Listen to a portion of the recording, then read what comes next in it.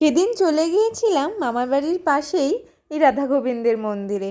শুনলাম নাকি মন্দিরটা নতুন হয়েছে, তাই আর অপেক্ষা না করেই চলে গেলাম।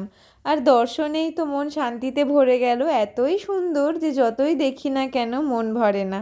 আর ঠিক মন্দিরের পাশেই ছিল এই পুকুর।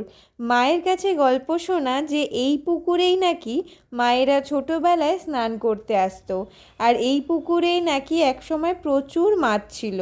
আর এখনও নাকি দুটো মাছ আছে, যেই দুটো মাছ অনেক বছর পুরনো। ওই মাছ দুটো কেউ ধরে না। আর একটা মাছের মাথায় নাকি সিঁদুরের দাগ আছে, আর একটা মাছের মাথায় চন্দনের দাগ। তো সেই জন্য এই মাছ দুটোকে কেউ ধরে না। আর এইদিকে দেখো আমার ভাই বসে রয়েছে, আর এইদিকে অনেক ছোট ছোট বাচ্চারা ব্যাডমিন্টন খেলছে শীতকালে। এদেরকে দেখে আমার মনে পড়ে যাচ্ছে নিজের ছোটোবেলার কথা। আর এইদিকে দেখো আমার ভাই একা একা জলে নামার চেষ্টা করছে। ও দু সিঁড়ি নামতেই ওর এত আনন্দ যে কল্পনাই করা যায় না।